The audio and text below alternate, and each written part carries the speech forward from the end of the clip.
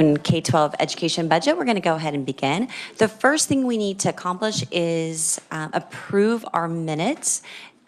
Spencer sent those out on February 29th, and there was quite a list of minutes.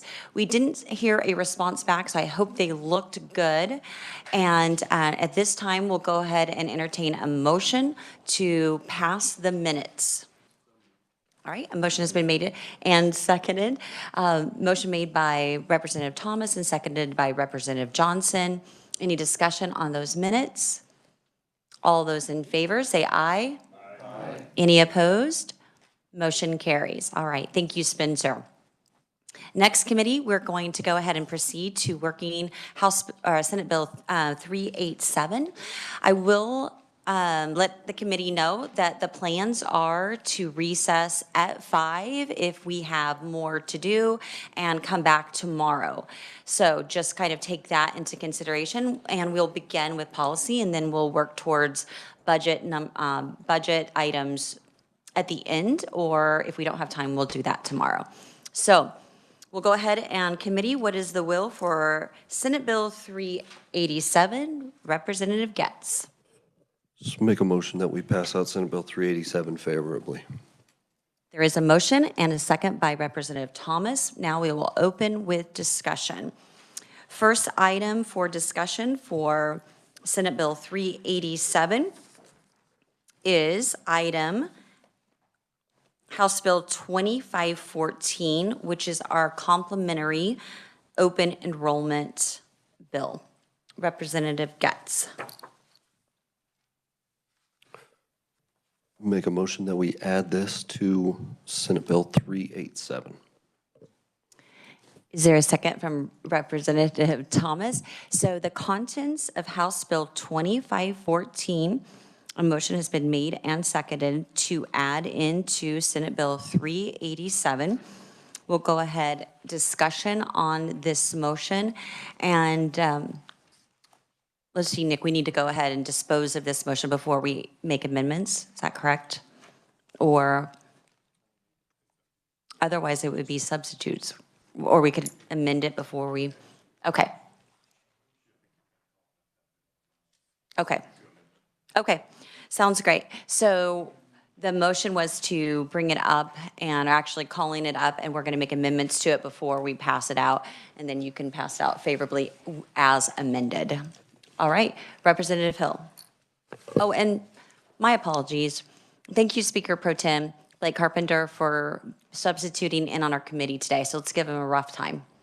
All right, Representative Hill. Thank you, Madam Chair. I have a balloon amendment to change the timelines and dates for the open enrollment so that it gives them more flexibility in accepting applications.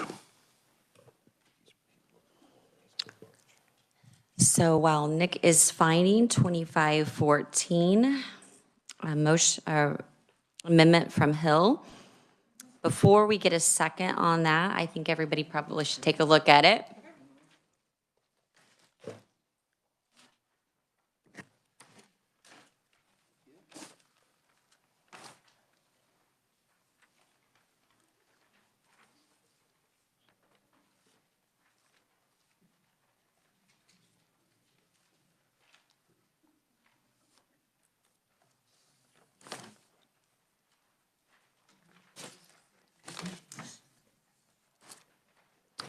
All right, Representative Hill, would you like to explain your amendment before we have a second, or would you like Nick to explain? Nick, please. Thank you, Madam Chair. So, yeah, as Representative Hill said, this amends the timeline for applications. So what this amendment would do is current law only allows applications for open enrollment to be accepted from June 1 through June 30th of the school year that precedes the school year the student would be seeking to enroll. What this amendment would do would bump that up to require school districts to accept applications from the beginning of the school year through June 15th of that school year for students who are seeking to enroll in the next succeeding school year. Also, what this amendment does is it incorporates some of the Senate's language of the underlying bill, Senate Bill 387. Senate Bill 387 required that school districts provide notice to the parents on or before July 30 of each year. You'll see that in the bottom balloon down at on page 2. If a student is not accepted for enrollment through the open enrollment process, or if they are denied enrollment. In addition, this balloon also incorporates kind of a revised version of what the Senate's amendment was doing. So what this amendment would do, if you recall, the Senate Bill 387 established the appeal process if a student is denied enrollment. What this amendment would do would state that if a school district denies a student's application due to the school district deeming that non-resident student as not being in good standing, then that parent or person acting as a parent can appeal that decision to the school district board of education. It doesn't continue that appeal process up to the commissioner of education like Senate Bill 387 would do. And then on page 4, these are a couple of Senate amendments relating to the transportation and stating that resident school district nor a receiving school district is not required to provide transportation unless it's otherwise required by applicable law, such as an IEP. All right, do we have a second on the motion before discussion? Second from Thomas, and I need to start looking to the left too to be sure everybody's in. All right, we got you. We got you. All right, so discussion on the motion. Yes, Representative Carpenter. Thank you, Madam Chair. So I was actually just talking to my superintendent about a week or two ago about this in general. And so one of the topics of our conversation was this new balloon at the bottom of page 2. And I just want to make sure that I'm understanding what it does exactly from the current process to this new potential process. So I'm from Derby. So let's say that Wichita Public Schools has 30 kids that are having major behavioral issues, and they're like, okay, well, hey, we're going to kick you guys out. And let's say they all come to Derby. So would they be students deemed as non-residents, not in good standing?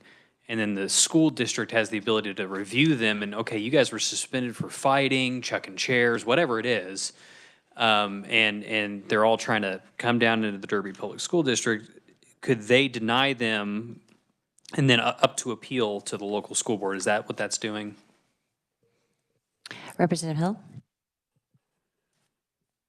Yes, the local school board can make a ruling prior to their enrollment that they are not in good standing. And if the parents have a problem with that, they can appeal it to the local school board. That's what that does. Okay. Thank you, Madam Chair. Thank you, Representative Hill. And I'll just add that what it was originally when it was passed out. So the good standing was if you were considered, if you wanted, you'd been admitted through the lottery, and then they could use it for good standing if you wanted to return back. And so we've updated that to include that you can have a policy prior to the lottery. So it just allows a little bit more flexibilities for school districts. Representative McDonald. This could still be a Nick question. I am a little hung up with regards to students who are special needs with IEPs that require transportation requirements. I still am not clear whether it's the underlying bill or with this amendment, who pays for that? Is it the receiving or the sending district? So just if you remember back to our discussions, it's if they're required to provide transportation, if by law they're required. So if it's in their IEP, the existing or receiving district would pay, but they would also get current year funding for transportation. And I'll double check with Nick, is that correct? Yeah, so Madam Chair, yes, the special education state aid formula does, those students will be counted. That transportation funding will be provided at that 80% transportation requirement for the school district that's providing That's receiving? That's providing that transportation and counting that student. Okay, so I hear you say the receiving student, or the receiving school is the one that gets the transportation money, so they would get reimbursement for 80% of those transportation costs, and when they would pay the receiving school pays the remaining 20%, correct? Okay, help me understand. No, so remember, all weightings, transportation weighting, special education weighting, all weightings are current year. So if you're receiving a student, you're going to receive whatever it is, whatever weighting that student would receive. So that district then is responsible because they're receiving the weightings. They're not penalized for receiving a student. I They think are we're saying receiving. the same. Representative McDonald, would you like to ask another question? I think we're agreeing. I'm just trying to, Well, there would be no money going back to the district that right, it had previously. correct, that, I agree. I Perfect. just want to make sure that the sending district is not on the hook to pay any transportation costs. Correct. Okay, thank you. Representative Nguyen. Thank you. So did this amendment take the Commissioner of Education out of the appeal process totally? Yes. Nick. Sorry about that. Thank you, Madam Chair. Yes, it did. This amendment would only provide for an appeal process for that not in good standing determination at the school district, local school district level. Okay. And then is there a clear definition of what in good standing means? Representative, so that is determined by local school districts. They would create their own policy, post that policy online, and they just cannot violate what is in the statute, which is the Civil Rights Act. And also, actually, it expands more than that. They can't violate or cannot allow a student because of athletics or grades. I have a question, and this may be for Nick. In the portion that says the applications, that they'll receive applications anytime from the beginning of the school year until June 15th. My question is, does that mean they're required to accept those from the beginning, or could they start, for example, in January? This amendment saying that you open that, the school district would open that application process up at the beginning of their school year and then terminate that application process on June 15. So I'm wondering, with the maker of the motion, what you think about moving that from the beginning of the school year until the January of the preceding school year to make the window smaller and to give families the time to, I think I could imagine a situation in which applications go out, people change their mind. It's kind of like getting on a waiting list at a restaurant and then you find out it's taking too long and you leave and you don't tell them you've left. So I'm wondering if that would be a potential agreeable to move that date. Representative Hill. Thank you, Madam Chair. Yeah, I don't know how hard that is to rewrite that, but it does seem like that would be, what you're saying is a six-month period of time from January 1 to June 15th, essentially. If so, would you like,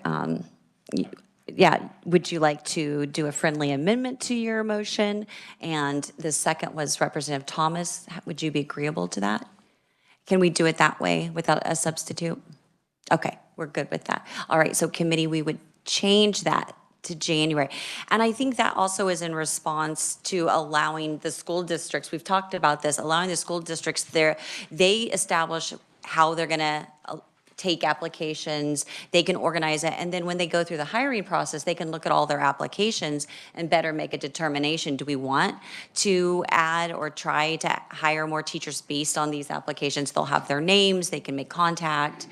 They just can't do the lottery until after that June 15th.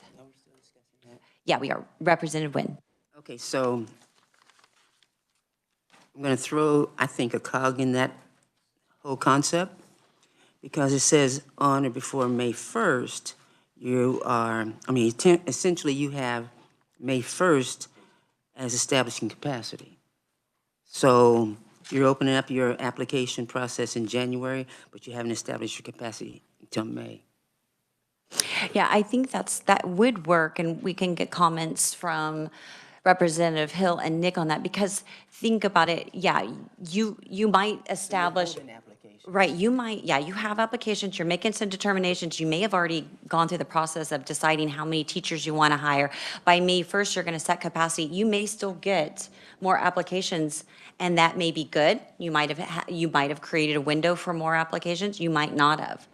But it's still up to the board. All right, but I'm saying you can technically accept applications from January to May, but you haven't established your capacity. True, but you're just taking your applications, and then you can determine then whether or not you want to add teachers or not. It kind of gives you an idea of how or where your district is sitting in terms of how many students want to come to your district, and then you get to make that determination of, well, do we want to look at, do we have the ability to hire more teachers? I understand your logic, but I'm saying when you start moving deadlines and dates, you're impacting the whole process. You're not just impacting applications. So I don't agree with your logic, but I know what you're trying to get at.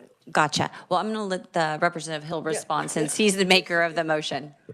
Thank you, Madam Chair. I think, you know, this amendment really comes out of districts that are concerned about the planning process. And, you know, it is not a final determination at May 1 or until the lottery process happens, but it does give them the ability to know what's coming along. And if they have a rush of students that are wanting to come into their district, it gives them planning time. And that really came out in some of the discussions that we had with school boards and superintendents. Representative Nguyen. Regardless of what you say, line 10 says, May 1, you shall determine capacity. So that seems to be a deadline. So maybe I misheard what you just said. Representative Hill. Two different things here. So May 1 is when you establish the number of vacancies that you have or number of seats that you have.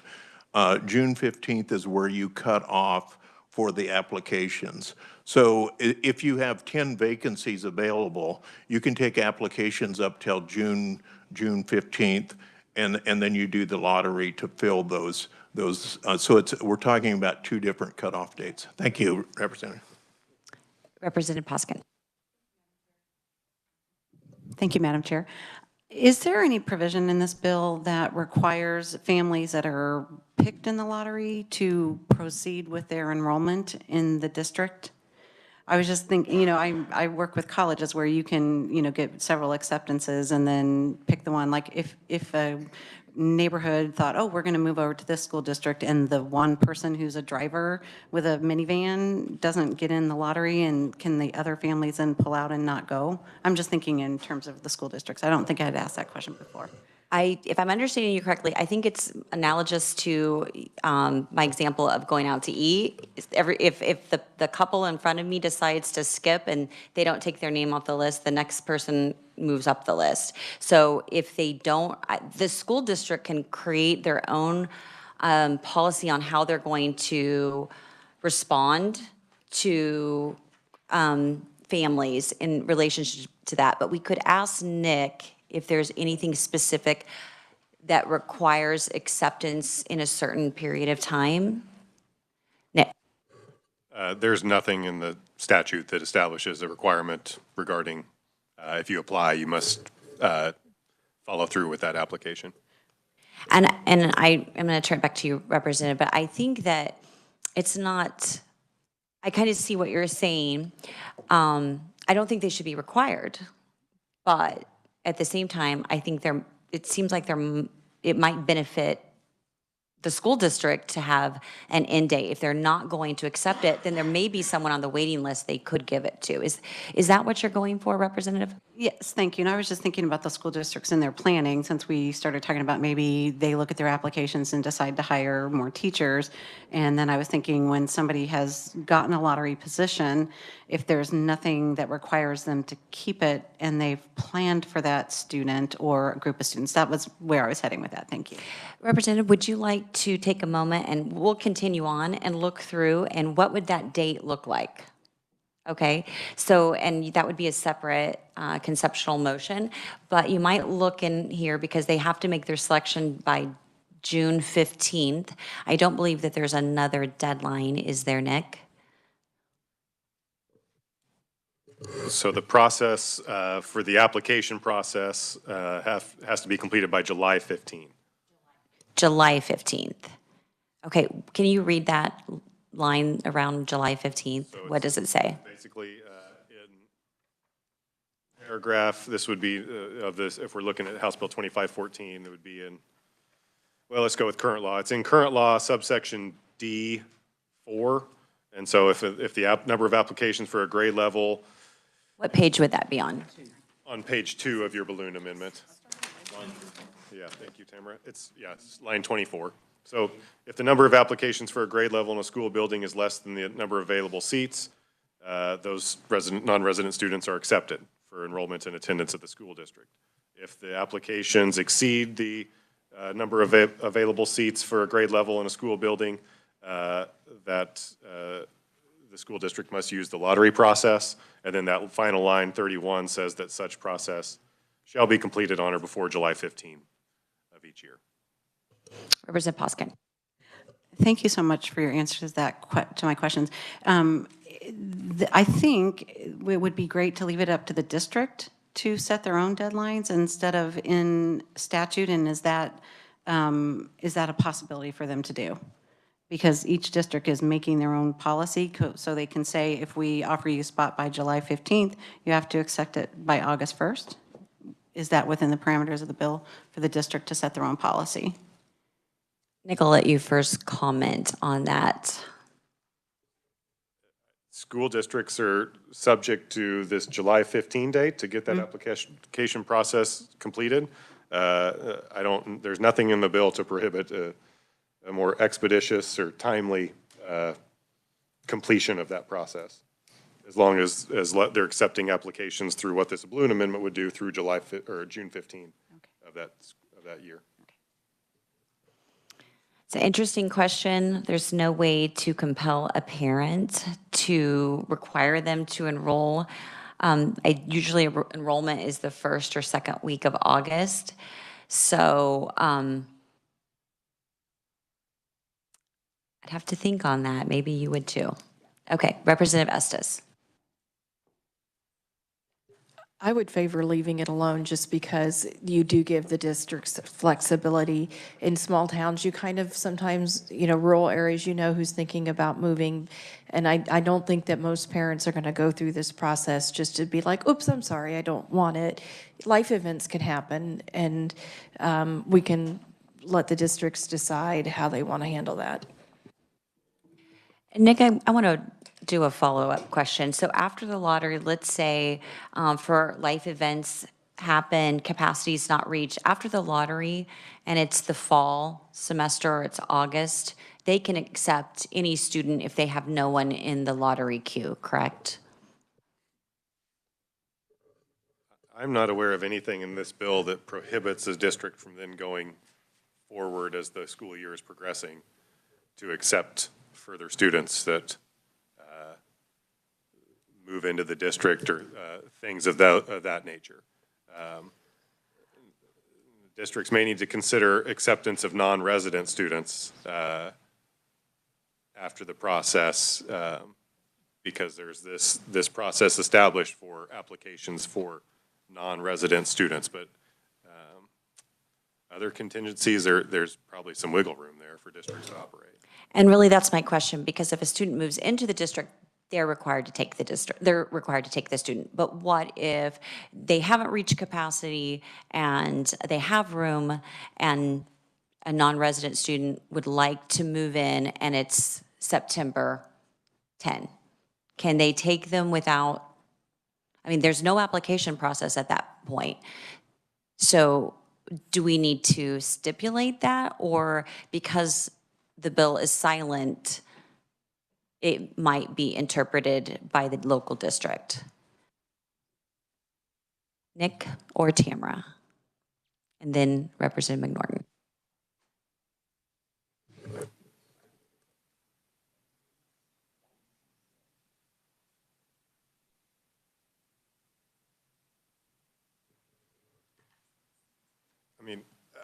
I think we're of the belief there, kind of within the parameters of this law, there's wiggle room for districts. I mean, there's leeway for districts to craft their own policies, to do what works for the district, as long as they're complying with these requirements, regarding the application process for non-resident students who are seeking to enroll in the succeeding school year. But if they've still got open seats, and somebody wants to come into that district after the application process has been completed, I don't know what would be in this law to prohibit a district from kind of establishing some policies or procedures relating to that.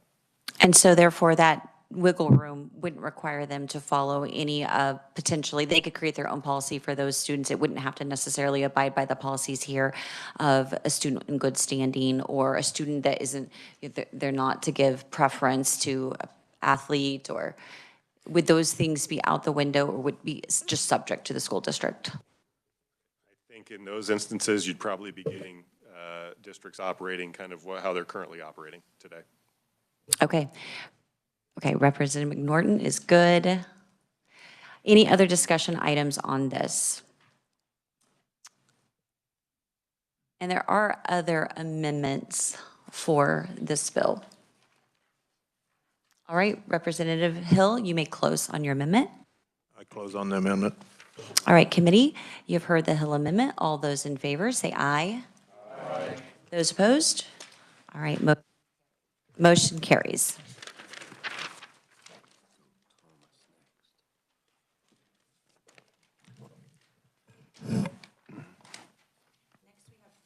Next, we have Representative Thomas. Thank you, Madam Chair. I have an amendment. Would you like to explain? Yes, and then I'll turn it over to Nick. It's not that much, but it just changes, has to do with virtual schools and the requirements and exceptions to the rule of the virtual schools in this bill. So I'll let Nick kind of explain a little more. He's better at wording those statutes than I am.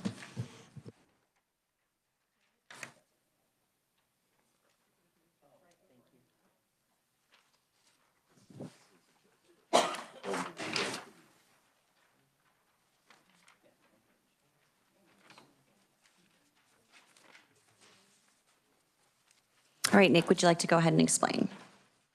Yeah, thank you, Madam Chair. What Representative Thomas's amendment would do is it would exclude virtual schools from the open enrollment provisions. I think there were some questions from the virtual schools relating to whether open enrollment applied to them or not. Again, what this amendment would do would explicitly say that virtual schools are not included within the provisions. All right, I'm going to look left. Is there a second? Representative Estes. Open for discussion? All right, you may close on your amendment. Oh, Representative Witten. So, yeah. So a student can enroll in a virtual school anytime throughout the year? It'd be subject to the school district. All right, you may, Representative McDonald? Can you talk to us a little bit more about the reason for this amendment? It just clarifies the language. The virtual schools, like Nick said, there were some questions about whether or not the virtual schools were mentioned and talked about in the open enrollment, and being as how they're virtual, this just clarifies certain exceptions to this open enrollment rule, so virtual students are able to go virtual at the behest of the school district.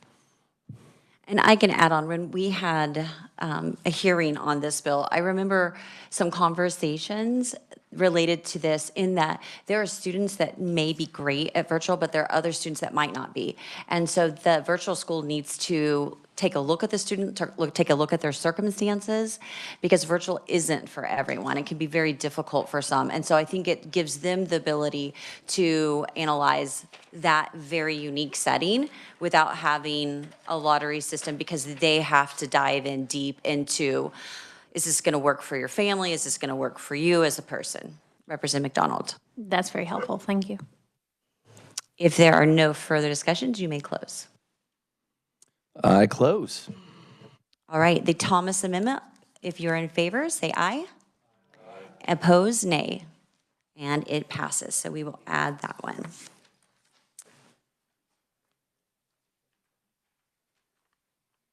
see. Representative Johnson? Do we have a amendment for?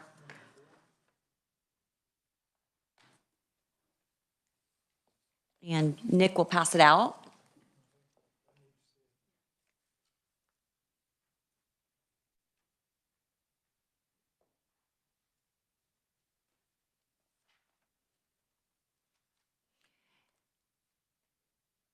It's the non-resident student who is enrolled.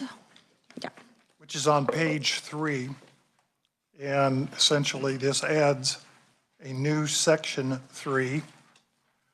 A non-resident student who was enrolled in and attended a school district of residence during school year 2023-24 shall be permitted to continue such enrollment and attendance in such school district until such student graduates from high school unless such student is deemed as no longer in good standing pursuant to subsection G. You might remember we heard some testimony just last week, I believe, on the need for this particular one. So I would move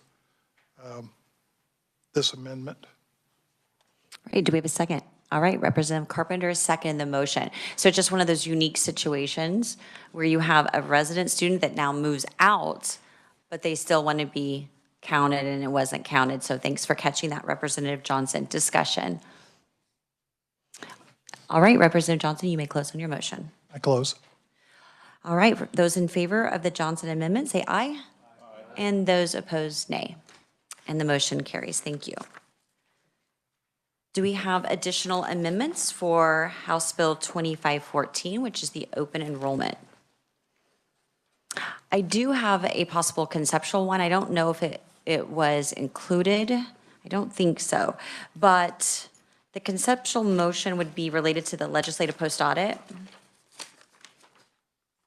And serving on the legislative post audit, we get a lot of audits that come in by statute, and they get a little cumbersome and they take away from the opportunity for individual legislators to make audit requests.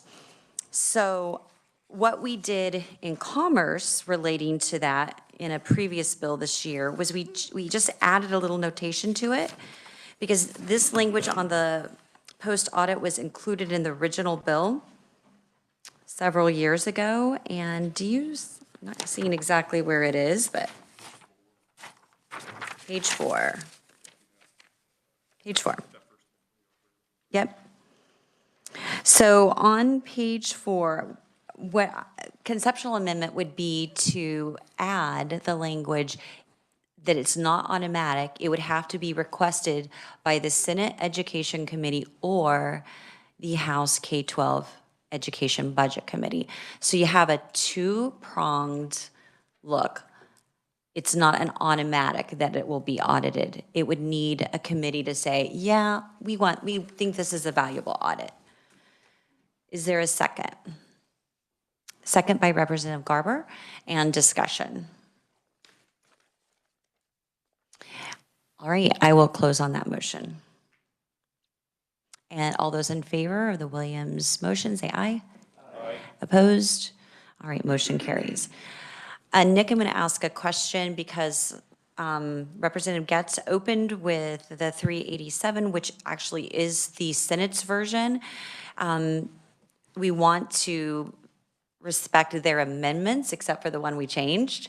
Is that something that Representative Getz, those amendments, is that something he would do in a motion to remove the contents except for those amendments, or how is the best process for that?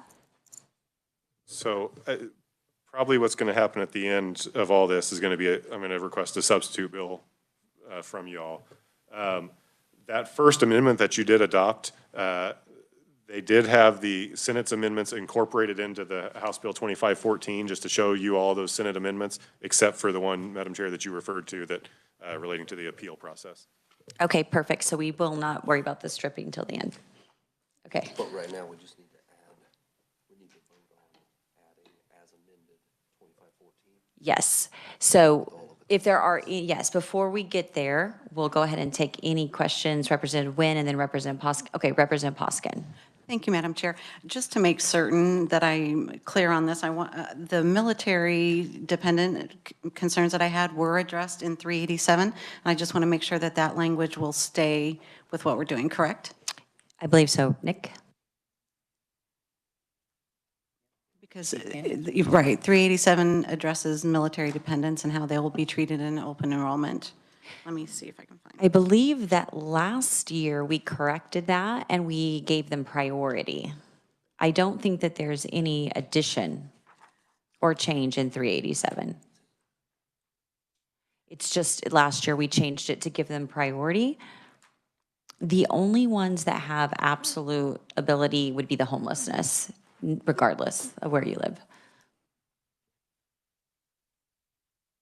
Nick? So, Representative Poskin, Senate Bill 387, I'm not aware of the amendments in that bill actually changing anything with regard to military, but what you may recall or be seeing in Senate Bill 387 is on page 2 on what looks like new subsection D2, starting in line 28. That's where the priority to military students provision is provided under current law. Okay.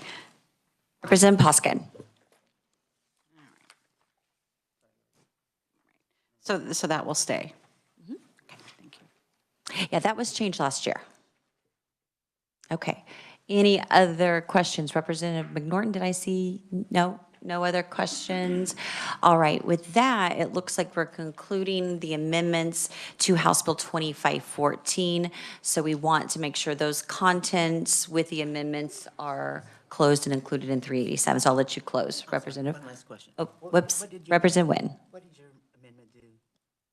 Mine was the legislative post audit, not automatically requiring it to be audited only if the Senate Education or the House K-12 requested it. One or the other could request it, and then it would be automatic.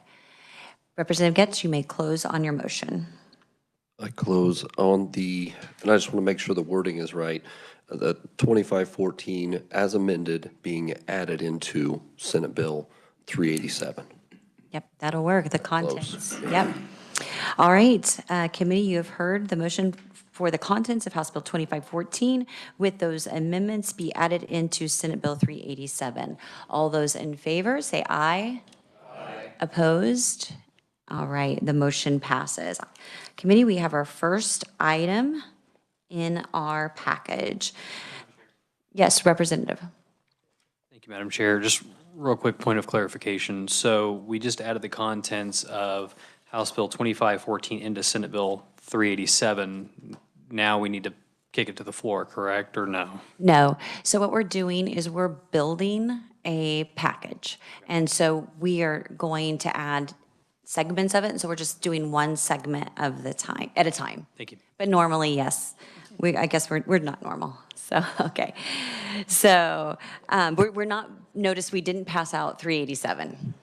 All right. The next item, committee, is House Bill 2506 and Representative Getz.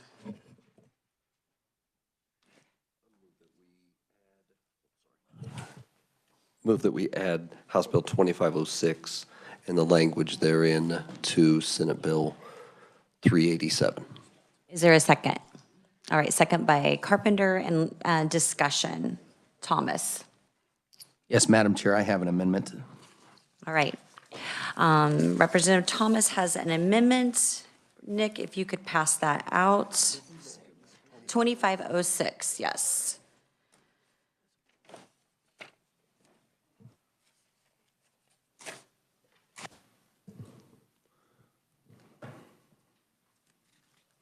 And Madam Chair, this balloon amendment, if you don't mind me explaining, and I'll let Nick go into it as well, it has to do with virtual schools and the calculation of formula. The money's put in as far as determining state aid and all of that, and certain statutes that this is tied to. So with that, with your permission, I'll let Nick explain it as well. All right, Nick, you'd like to explain the amendment, and then we'll get a second on it. Thank you, Madam Chair. So, committee, as Representative Thomas said, this would amend the virtual school state aid statute. What would be happening in this amendment, the primary portion of this amendment that you should be looking at is the attachment A on the back that's in that big balloon bubble. It would essentially strike out the part-time virtual state aid provision, and it would require virtual students to be determined, have their enrollment determined based on the full-time equivalent enrollment of those virtual students. So whatever that full-time equivalent enrollment is, if a student is enrolled half-time, they would get half of 5,600, which is the current amount that's provided for a part-time student under the law. But if that virtual student is enrolled full-time, they'll, and the FTE is determined to be full-time, that student would get 5,600. So just full-time equivalent enrollment for virtual state aid. Representative Thomas. Good? Couldn't have explained it better myself, Madam Chair. I know, he's a pro. Do we have a second? We have a second from Representative Getz. All right, so opening for discussion, Representative Carpenter. Thank you, Madam Chair. Sorry, I'm the new guy on the block, but just for those that might not be tracking at home, like myself. So history-wise, if you could give me just a little bit of background about this. So we're not currently, so if there's a full-time virtual student, we're not paying for that student full-time going to that school district. Is that, and why is the disconnect? Representative Thomas, would you like to answer? Or would you like me to? Either way. I mean, you're welcome to take that one on, Madam Chair. Well, or Nick can. Or Nick. Nick, would you like to? Or I can? Okay, all right, I'll give it a go. So I'll go first, and then Nick cleans up. So it was a year or two ago that we passed a new increase, and it was $5,600 for full-time student for virtual schools. And then we said they could go part-time for $2,800. But what happens in the situations when you have someone that just goes, one portion of the day, one class period? And it got a little bit tricky when we started last year. We allowed for non-public school students that live in their resident district to play sports or be in KSHA activities, such as band. And so now what happens if you have a virtual student that's required to take band? So they have to take one class at the brick and mortar, but they're a virtual student. Well, it says that they either have to be full part-time or full time. So it hurts the virtual schools. They could lose all of that funding. And it also hurts the student because the student doesn't now have the flexibility to fulfill what they need to do. It's kind of a double whammy. So this actually corrects the statute and allows students for the state to pay for students when they're there and not pay for them when they're not there. Fantastic. Thank you, Madam Chair. All right. And also to note that this bill was about allowing virtual students to participate in athletics in their resident school district, and they were not included in last year's legislation. So we have a motion. We have a second. Was the second Representative Getz? Okay, good. Further discussion continued? Any more? All right, you may close on your motion. And I appreciate the explanation, Madam Chair. That's a long story short. We're kind of cleaning up what we may have left out last year to make sure virtual schools don't lose funding due to some of the requirements we passed last year. So with that, I will close on my amendment. All right, all those in favor of the Thomas Amendment for House Bill 2506, say aye. Oppose, nay. And motion carries. So now Representative Getz. Make a motion that we add House Bill 2506 as amended to Senate Bill 387. All right, motion has been made and already seconded. So all those in favor, Representative Poskin. Thank you, Madam Chair. I may have not raised my hand fast enough because I have a conceptual amendment. Sure, we'll allow that. Thank you so much, Madam Chair. On line 22 on page 1, number 4, where it says meets any applicable age and eligibility requirements set forth by KSHA, we had some discussion about the fact that individual districts may have more stringent eligibility requirements than KSHA does, and that allowing a virtual student to participate in a district based on KSHA may have them meeting lower eligibility requirements than in-district students. Do you remember that discussion? I do remember those discussions. Okay, and so my amendment conceptually would be that they meet KSHA or the district's eligibility requirements, whichever is more stringent. We'll take a second on that conceptual, and then we'll do discussion, because I do have a question for you. Representative McDonald, second? All right, so for discussion. Now, the reason why that could be problematic is that for the non-public school students, the grading scales are different. They provide either a transcript or an affidavit that their student is meeting KSHA eligibility. And as we all established last year, KSHA eligibility is passing 5 classes. So you have to make a D in 5 classes in order to participate. So that's the requirement. Now, some school districts might have maybe you have to make 1C, I'm not sure, it just depends. But if you change that, then it's gonna be a little bit non-parallel to what we passed last year, unless I'm not thinking about it correctly. Representative Poskin? I would say that the students is in the same school district, and they're public school students that are being able to meet lower eligibility requirements than the other district students who are in person. I'm going to ask Representative Thomas, the carrier of this motion, well, not this motion, but the carrier, and actually the one that submitted the bill, introduced the bill, to respond to that as well, or Representative Getz? Yeah, I just wondered if this actually means like the tryout process, like there's a difference between actually getting to try out for a team and then once you've made it, the team actually, I've had higher standards than KSHA on every team that I've been on, as far as being able to get to play or continue to stay on the team. So I wonder if this is really for the tryout, and this is totally a question, if this is for getting to try out for a team and then being able to stay on a team is, in a sense, what I know, already up to that district and their schools, from my experience and other participation. I could be wrong, though. The way that I read that line 23 is the catch set forth by the Activities Association, and eligibility makes me think I see your point, they've got the age, but I see the eligibility, and that makes me think it's academic. Nick or Tamara, could you respond to that? There is a specific provision in the bill that talks to the tryout process. Participation requirements, that's kind of a separate. Yeah, I think Representative Poskin's talking about the eligibility academic. So would that be, if you looked on the page 1, she mentioned lines 22, 23, 24.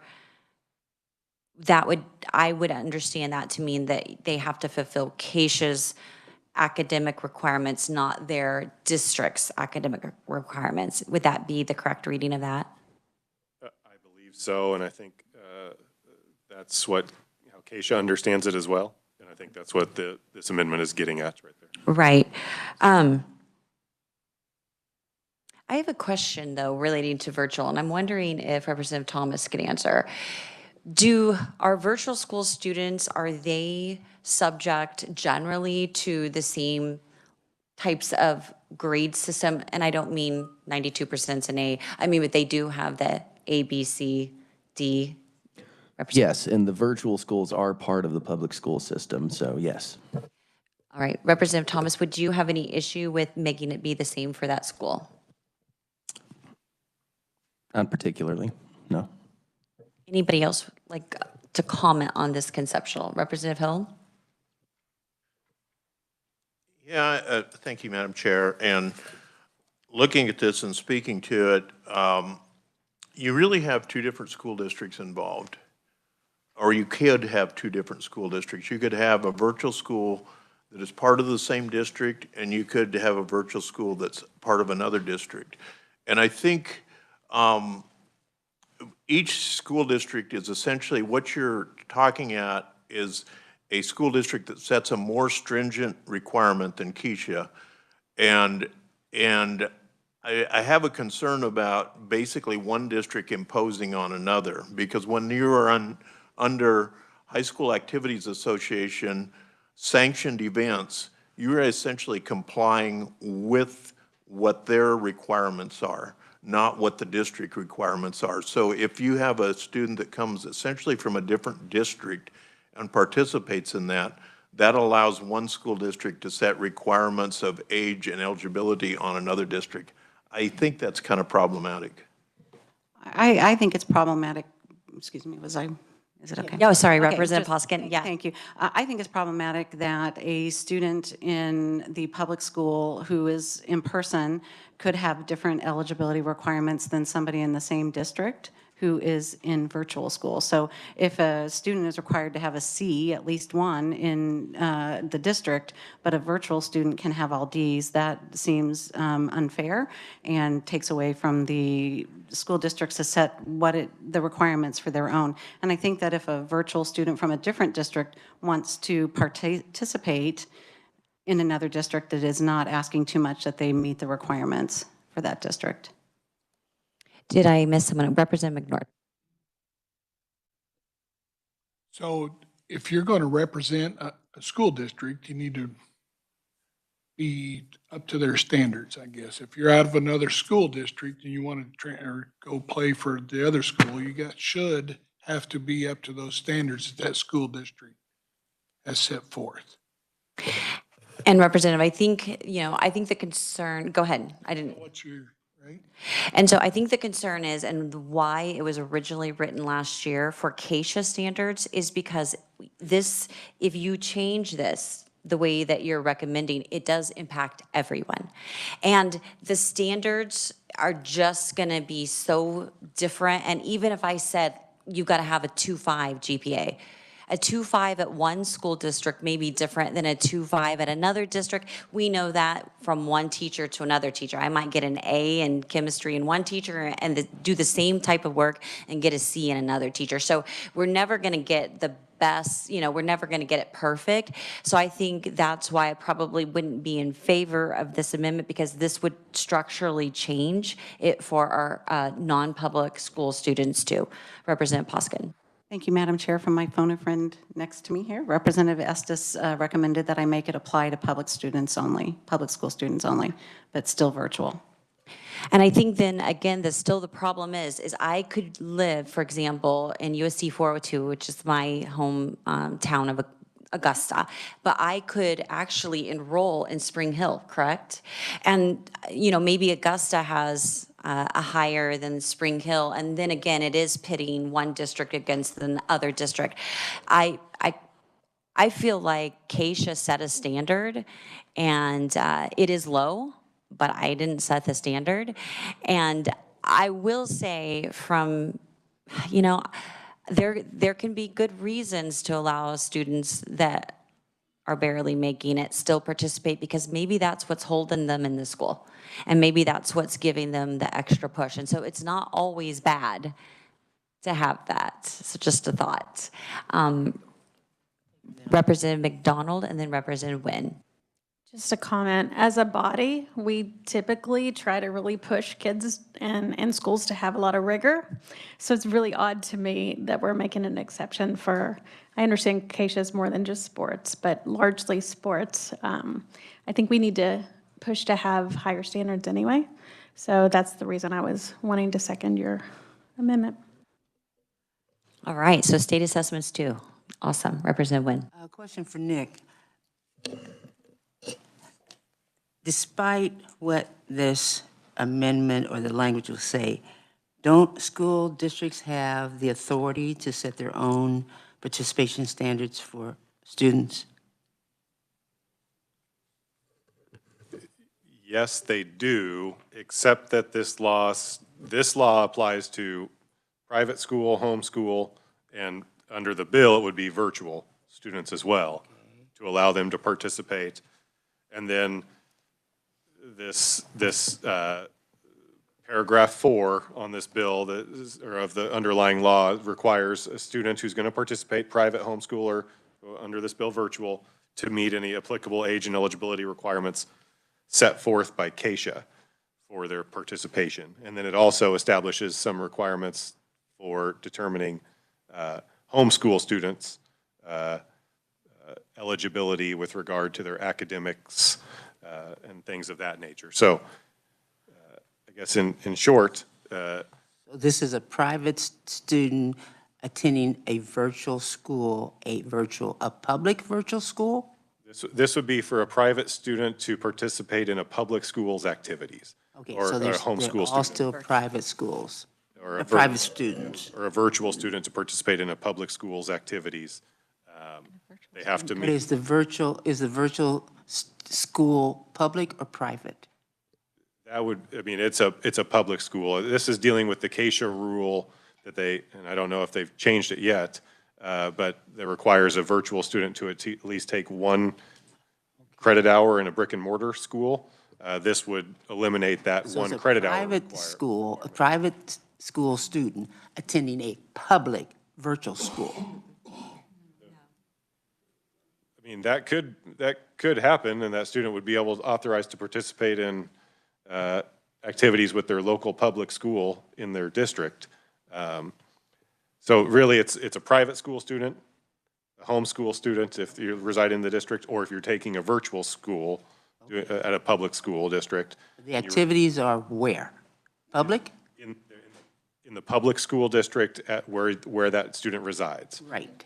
And you're telling me the public, this language as is would not, the public schools requirements are not supreme? So the language of the current law says that a student has to meet eligibility requirements set forth by the Activities Association, KSHA, Okay. to participate Does for that these then specific students. restrict the public school from saying you have X amount above CASA requirements? I don't necessarily have a comment on that because this bill doesn't say one way or the other, but Gotcha. Okay. that, I just wanted to note that paragraph 4 there says that you meet eligibility requirements of KSHA. Representative Poskin, did you friendly amend your amendment? Did you say that it was, you wanted it to be for public school only? Yes. That's acceptable to have that. Did we have a second on your amendment? I believe we did. Is that good? Can we do that? So this would be for virtual students only that are participating in public school activities? And not Yes. for the private and homeschool Yes, students? yes. Representative Hill.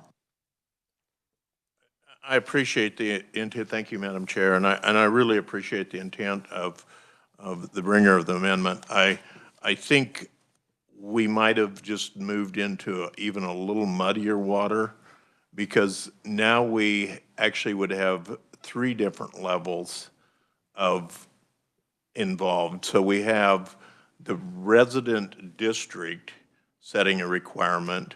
We have the virtual district setting a requirement. You could have home and private school kids that are participating in these activities with a separate requirement. And I think the idea of the bill, or the amendment, or whatever we call it right now, is that we rely on one standard. Because when we look at High School Activities Association, it is a separate standalone entity, and it does conduct the athletic events that happen in gyms in schools that are funded by taxpayers. So it's really kind of, in my mind, it kind of moves into a separate thing, that when athletic events are happening in that gym, they are under the authority of the Activities Association. They're not under the authority of the school that's connected to that gym. And so I think it really makes it much clearer that we just rely on the Activities Association. If we don't think their standards are strong enough, maybe we need to lobby the Activities Association to increase their standards. But I think as long as we're using their sanctioning, we should go with their regulations. Thank you, Madam Chair. Representative McDonald. Just to play devil's advocate, local control allows, say, Olathe School District to have higher standards than KSHA, correct? And at a Olathe Northwest basketball game, KSHA is, like you said, the governing body over our sports or our debate or what have you, but we aren't using one standard. That's the minimum standard, but we are allowing Olathe School District to have a higher standard. So I kind of disagree with you. I understand how you're saying it muddies the water and how this decision might domino into other decisions maybe next year. But that doesn't mean that we don't make the right decision today. Any other discussion before Representative you can close? Representative Owsley? I just kind of want to chime in here with the representative's comments that we could now have 3 standards. And I agree with that. I think the friendly amendment to the amendment conceptually closes the gap, to where you're going to have more students in the same jersey on the same gymnasium floor, having the same eligibility requirements with the amendment than we would if we did nothing. If the amendment was as originally proposed, I think that we would close the gap even more, and that most of that team would have had to abide by the same eligibility requirements to get there. But then I also just have to think that today we're taking KSHA standards and saying that they're okay, though I think most of us on this committee would agree that they're minimum. And we do all want more kids playing sports. We know that they're beneficial in their, academic career, as well as, health and mental health and all that goes along. I wish we did this more often. I wish we took KSHA standards as an okay and just let that be the end of it. Thank you. Representative Johnson. Thank you, Madam Chair. Just kind of in response to comment here that we should let KSHA make the decisions. I have a bill that's pending that has to do exactly that in classifications, and yet we can't even get that out of the committee. So if we're going to do that, then we clearly could be able to make an additional amendment into this bill to allow KSHA to make decisions on that. Thank you. And ultimately, if this motion were to pass, I would say it still wouldn't mean a lot, because a virtual school grade is not going to necessarily be the same as a grade in a brick and mortar, but that is true in any circumstance. It is absolutely true that my 4.0 at one school does not mean it's a 4.0 in another school. So we're kind of beating a dead horse on this. We want to make it where there's another change, or do we want to keep it the same? So Representative, if there are no other, Representative Owsley. Thank you, Madam Chair. And not to spark a dead debate, but I guess my comment, I should add clarifying questions that, last year, the year before, when we were debating gender in sports, the KSHA standards then were not good enough for a majority of this body. But we sit here today talking about trying to level a playing field, and I think we're actually creating inequity upon the exact playing field. I'm going to support the amendment. I think it's a good idea if we're going to move down this path. I think that we should make sure that, everybody has the same standards. I just wanted to put in that clarifying comment. Thank you. Representative Poskin, you may close. Representative Estes. I've sat here at the debate kind of undecided. I have kind of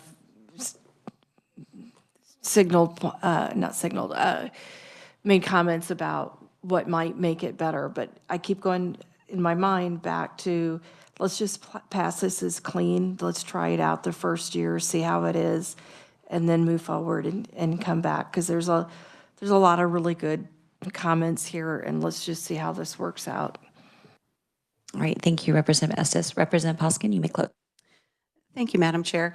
I would like to point out that if we pass it as it stands, you could have an Olathe virtual student participating on an Olathe Northwest team who does not meet the same standards as the in-person student. And that does not seem to level any playing field, and it doesn't seem to muddy the waters as far as I'm concerned.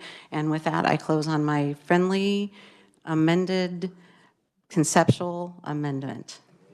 Thank you. Yes, well said. All right, committee, all those in favor of the Poskin amendment, say aye. Aye. And those opposed, nay. Nay. Looks like the nays have it. All right, the nays do have it. All right, committee, we'll go ahead and now we will go back to Representative Getz. Yeah, this was 2506, and if we could have that motion to pass it into 387. I move that we pass out 2506 as amended or add it to Senate Bill 387. All right, thank you. All those in favor of House Bill 2506 as amended going into Senate Bill 387, say aye. And those opposed, motion carries. All right, committee, we are moving really super fast. Next item on our agenda is House Bill 2717, Representative Getz. Move that we pass out or add to 2717 to Senate Bill 387. All right, so do we have a second for that? That is the alternative licensure bill, and I think 2717, Representative Thomas, do you have an amendment for that? And then as you pass out the amendment, then we'll get a second on it. Some people may not be familiar with 2717. It's the alternative, it's the adult aid, adult virtual program. We're not changing the price. It's the cost for adults. It's $709 per credit hour, up to 6 hours. What we're doing is it's just the process of counting. And so I'm going to, now that you know that we have a second by Representative Hill, and now we'll turn it to Representative Thomas. Yes, I do have an amendment to 2717. Would you like Nick to explain this really difficult amendment? It is the amendment. You'll get the joke when you read the language. Okay, thank you.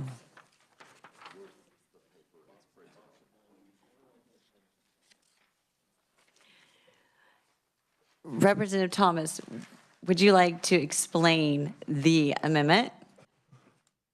Yes, page 2, line 43, it replaces the word any with the. Do we have a second on the amendment? Second by Johnson. Sorry, I missed you over there. All right, discussion on the amendment. Nick, would you like to explain why the amendment was changed? So I think there was some discussion about maybe from the agency KSDE having some concerns with this this provision in this bill, and it was thought that changing any to the would be beneficial for clarity purposes. Representative Thomas. I just want to thank everybody that was involved in this amendment. It was a long process, and I'll look for other discussion before I close, if you got. Any other discussion? All right, you may close on the amendment. I close. All those in favor of the amendment, say aye. Aye. Opposed? The amendment passes. All right, so Representative Getz. Move that we add 2717 as amended to Senate Bill 387. All right, all those in favor of adding 2717 to 387, say aye. Aye. Any opposed? Motion carries. All right, the next item on our agenda is House Bill 2594. 2594. Representative Getz. Make a motion that we add 2594 to Senate Bill 387. Do we have a second? Representative Thomas for the second. Representative Estes. Thank you, Madam Chair. And Nick, if you want to go ahead and pass out my amendment. I wanted to add, make some changes to the composition. So it adds a current or retired public school teacher, increases the number of ex officio officers to 4, and it includes on page 1, line 35, you're changing the education of commissioner to the deputy commissioner of fiscal and administrative services. And then on page 2, make some more changes. And you kind of allows a superintendent to put in a designee. And I think I had someone involved in special education in here, am I? Did I miss I should let Nick explain it. Page 2, first balloon. Oh, there you go. That first balloon on page 2 is the one that I missed. And because that was something that we received a lot of feedback during committee, so I wanted to apply that feedback. And I'll take a second and stand for question. All right. Do we have a second on this motion? And then I'll have Nick explain it, Thomas, for the second. And Nick, would you like to add anything to Representative Estes's explanation? Just real fast, committee, yes, it does change that member on paragraph 7 to be, instead of a parent, a current or retired public school teacher, and then it changes the 4 ex officio non-voting membership. So one would be the Deputy Commissioner of Fiscal and Administrative Services of KSDE or the deputy's designee, and then it does add the Director of Special Education and Title Services of KSDE or that director's designee. Again, those are ex officio non-voting members. I will note this balloon on page 2, this larger balloon, does authorize the 2 superintendents who are appointed to designate a member to attend any or all meetings of the task force as that superintendent's designee while the task force is operating. All right, committee open for discussion. Looks like Frank's got another committee to go to. Okay, or his designee. He says it's Gabby. All right, Representative Owsley. Thank you, Madam Chair. And I don't have my original copy of 2594 in front of me. Nick, does this still strike the current special education task force? Yeah, yes, it does. Thank you. Representative Estes. Just to point out that my amendment does not, the bill does. It maintains the original language except for those amendments that were offered by Representative Estes. I will note today in Commerce, interestingly enough, the Children's Cabinet, they have 6 ex officio members, and they added another one in the bill. So I thought that was kind of interesting. We only have 4 here. Representative Carpenter. Thank you, Madam Chair. I got a question for the carrier. In here, lines 26 through 28 on page 1, we're striking a parent of a student and replacing them with a current or retired public school teacher. What was the thought process behind removing a parent and inserting a teacher? Madam Chair. Thank you. Estes. If you see line 23, we still have a parent represented. We're just taking out one of the parents and adding in a current or retired teacher. Fantastic. Thank you, Madam Chair. Yep. I remember you talking about that in committee, Representative Estes. So any other questions for Representative Estes or discussion? Representative Owsley. Thank you. And just to expand upon my original question, we've had sleep since we heard this bill. Is there anything in this bill that would prohibit the existing special education task force from continuing work? Well, it would no longer be in statute. So if they met, it would not be because of statute. It's upon publication? Kansas Register. So that would be 10 days or so after passage. Okay. Thank you. All right, if there are no further comments or discussion, Representative Estes, you may close on your amendment. I close. All right, the motion to close on the Estes amendment, all those in favor say aye. Aye. Those opposed, nay. Motion carries. Representative Getz. Make a motion to add 2594 as amended to Senate Bill 387. All right, all those in favor of adding House Bill 2594 2594 to Senate Bill 387, say aye. Oh, what did I say wrong? Oops. Yeah, as amended, thank you. And those opposed, nay? All right, motion carries. It will be added into Senate Bill 387. Yes, recorded votes here, Representative Poskin, Representative Wynn, Representative McDonald, Representative Owsley, all recorded. Next item on the agenda, I'm going to look at, we have about 14 minutes. How about land acquisition? House Bill 2489. Now, as you may note, committee, many of these items are cleanups. They're not big, huge bills. They're cleanups of things we've done previously. So Representative Getz for 2489. 24, you just have to. Just move that we add 2489 to Senate Bill 387. Is there a second, Representative Estes? Second? And amendments for 2489. Representative Hill, do you have an amendment? Yeah, I think I had, thank you, Madam Chair, and I was concerned about the off-season when the legislature wasn't intact, and so there's an LCC, Legislative Coordinating Council amendment that I had proposed. What it essentially does is gives the LCC authority when the legislature's not in session. If it's a non-controversial land acquisition, they can go ahead and approve it. Because this was in response to a storage shed, I think, that couldn't be disposed of.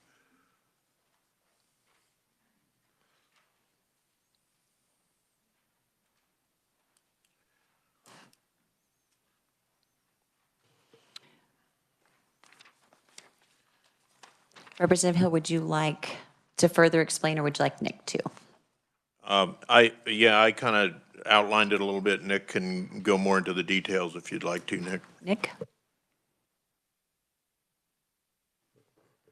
So what this amendment would do is it amends the provision under current law that establishes what happens when a school district notifies the legislature when the legislature is not in session of the intent to dispose of a building. So current law requires that notice to essentially sit there until the beginning of the next legislative session, and then gives the legislature 45 days to act on that. What this would do is it would state that if a school district notifies the legislature of its intent to dispose of a building while the legislature is not in regular session, then the Legislative Coordinating Council within 45 days has the option to deny that legislative option to move forward with adoption of a concurrent resolution under this law. And then if the Legislative Coordinating Council denies that option, the school district is just authorized to go ahead and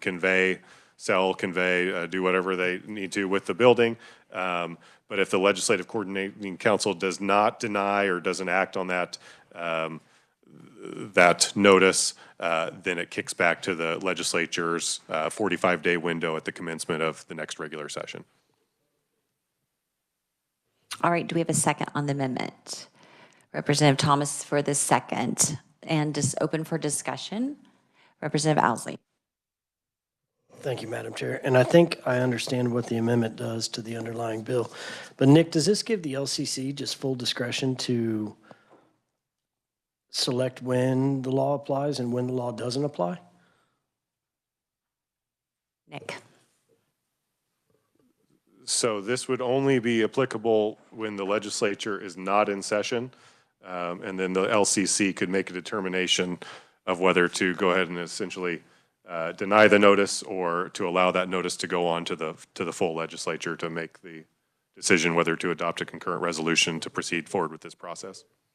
But there's nothing in here assigning the LCC a process for the denial or acceptance. We could have two districts with similar situations, and one could go to the full legislature and one could be waived essentially. Nick. Yes. Interesting. And giving the LCC the authority when we're not there, they could look at a situation and say, this building has been sitting vacant for decades. It's not going to be of value to this body. And so they make that determination. They have KLRD to help them with the valuation of the property and could make that determination versus it would be a case by case, because you could have another school that just closed 2 years ago and has ADA accessibility, and there may be huge questions about why would this be closed, and maybe it is of value to the legislature. Representative Carpenter. Thank you, Madam Chair. So with the way the current law is written, if, let's say, the legislature punches out around 90-day mark, which is beginning of May, and a school district then wants to get rid of a building, let's say it's 15 years old, for whatever reason they want to get rid of a 15-year-old building, and let's say they make that announcement in June, right after the end of the school year ends. Under current law, do they have to wait until we come back to session in January before they can then sell that property? That's my question. Yeah, you saw a few head nods. Nick, do you concur? Yes, they do. And then the school district also has to wait another 45 days for the legislature to take action to see if the legislature wants to adopt a concurrent resolution to take title to that property. Okay. Representative Carpenter. Thank you, Madam Chair. So I guess to me, this makes sense to where we can at least move the process along, because we're out of session more than we're in session throughout the year. And so this at least provides that release valve to allow the LCC to consider whether or not they want to sell this property or not, or allowed to go forward or not without a full vote of the legislature. I understand wanting to keep as much of the legislature involved in the process, but the problem is that with this process, we're out of session more often than we're in. So I think it's a good thing to have this review process, especially when we spend tens of millions of dollars a year on these school buildings as a partner, and we're funding those items. And so I think we should have at least a little bit of a say in that. And so overall, I do support the amendment, Madam Chair. Thank you. And if you notice, you said it exactly correct. We said school buildings, and last year we didn't specify. That was our intent, for it to be attendance centers. But then we had situations where somebody had a shed and they were like, well, we'll just sit on it. So that's why this bill exists today. Representative Hill. Yeah, I want to, thank you, Madam Chair, remind committee members of some of the testimony we heard about a facility that was located over close to the Panasonic plant and the necessity of taking quick action on that. And so I think, you know, having this exception or this opportunity for LCC to take action is really imperative to a lot of districts. So I would solicit support there. Representative Nguyen. Thank you. Nick, does building mean building, or does it also encompass land? So if the real property has a school building, and this bill would be defining what a school building is, and it's just if the building was used in any prior school year as an attendance center. So land is not, we have no, land is not addressed any place in this bill. I would say this is the intent of this law, or the way it's drafted, not the intent, but the way it's drafted is targeting school district buildings, and then with that definitional change under this bill to change the underlying law, it's attendance centers. I think there was some testimony of a school district that was selling land, and we didn't want to, we didn't want to infringe upon that. I do understand your point that it's on land, and what does that look like? But this is really just intended for this unique purpose of attendance centers. Representative Johnson. Thank you very much. That's very specific to my district, my main district. We have an old building closed 2 years. The land around it, which includes athletic land, football field, et cetera, is now worth some money to the housing development, yet our community in Linwood would like to retain the building. So if you're telling me then they can sell the land separately, and then they only need 45 days as opposed to this whole other process, that would suffice to help my district to make a very important decision. So is that correct? Well, if this bill passed, all those extra accessories, that would not be the attendance center. So I would think that they would be able to if this passed. Nick, would that be correct? So I would say if there's something being sold with a school building on it, parcel of real property being sold with a school building that's located on that parcel that's intended to be sold, this law would apply. Now, if there's something that happens prior to that sale with regard to the land that's involved, I'm not quite sure whether this would come into play or not. So there could be some wiggle room for school districts to. Well, let me clarify what I think I hear him say. If you could actually divide the parcel and maintain the school, but sell the other area, which might have the track and other area, if this bill passed, or this change, then they would be able to maintain the school and sell off the rest of the property without engaging the legislature. Yes or no? I think that is something that school district could certainly look into doing, and not coming under this, and not come under this provision. Right, because it's not an attendance center. So as long as they could, make a clear delineation between the two, then I feel like they could. But I think, to Nick's point, if you sell it all together, then yeah, it's Yeah, subject. I understand that, and I really appreciate it, because this is something we're working on. I mean, this is real life, and I do appreciate that. So this amendment would do that. If that's correct, then I'm supporting this amendment for my district. All right, any other comments, questions on the amendment? All right, Representative Hill, you may close on your amendment. Close on the amendment. All right, all those in favor of the Hill Amendment, say aye. Any opposed? Motion carries.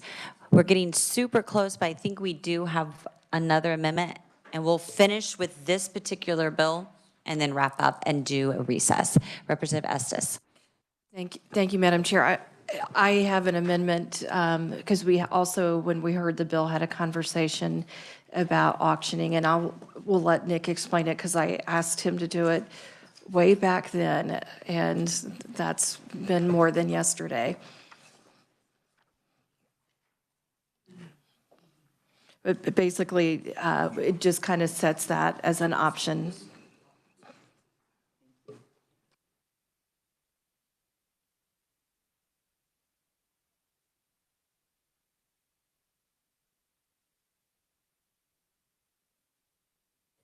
Nick, go ahead and explain, please. Yeah, thank you, Representative Estes, and I may need some help from you as well, because it has been a minute since we've worked on this. So, committee, what this amendment would do is it would essentially authorize a school district to undertake a public auction process prior to invoking the right of first refusal from the legislature. When a school district determines that it wants to dispose of a school district building in a resolution, that school district would denote whether it intends to use this public auction process or not, or just run through the notice to the legislature process. If a school district chooses this public auction process, this would be the thing that could happen prior to notifying the legislature. I will note in that attachment A back there at the back of the amendment, it would require that prior to offering that building or property for sale at public auction, that the building would be appraised by not less than one appraiser, and that would be used to determine the market value appraisal of the property. And the school district would have some leeway to waive that appraisal if the board determines that that's in the best interest of the school district. That also, I believe there is And then you see in subsection D, based on that appraisal, the school district can set an auction reserve price that it shall not exceed the appraised value of the property to ensure that the public auction garners the fair market value for that property. In subsection C, you will note that there is a notice requirement for the public auction. The requirement has to be published once each week for 2 consecutive weeks in a newspaper of general circulation in the school district, and then also on the school district's website homepage for not less than 30 calendar days prior to the holding of that auction. And then if that property doesn't sell at public auction, after that auction is held, not less than 15 calendar days after that auction is held, the School District Board of Education then would have to submit written notice to the legislature of their intent to continue to dispose of the building pursuant to the legislative option to purchase the building. And I'd be happy to answer any questions. And before we take a second on this motion, Representative Estes, do you want to do a little explainer on what your thinking was on this? Thank you, Madam Chair.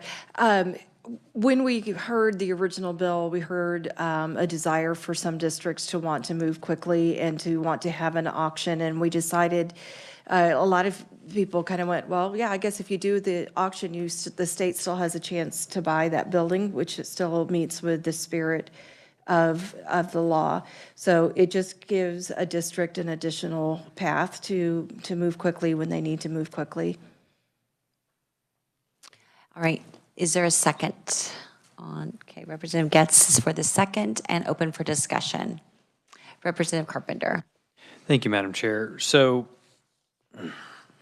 this law is pretty recent, and I guess my question to the committee is, have we gone through this process yet at this point in time since we enacted the bill? Does anybody know? Actually, the districts have not, they have held off on doing anything. The only thing that that I have heard personally is like a shed they wanted to sell. Okay. Thank you, Madam Chair. So I guess my thinking on this is I would like to see us try to at least progress forward with the bill that we passed last year. And here's my logic and reasoning as to why. Is because when school districts go through the bonding process and they do a bond and they have a vote, typically, and the reason why we passed a law a few years ago was because it used to just be open, and the state would be signed up for all these bond issues, and we'd pay millions of dollars into helping build these school districts and these buildings.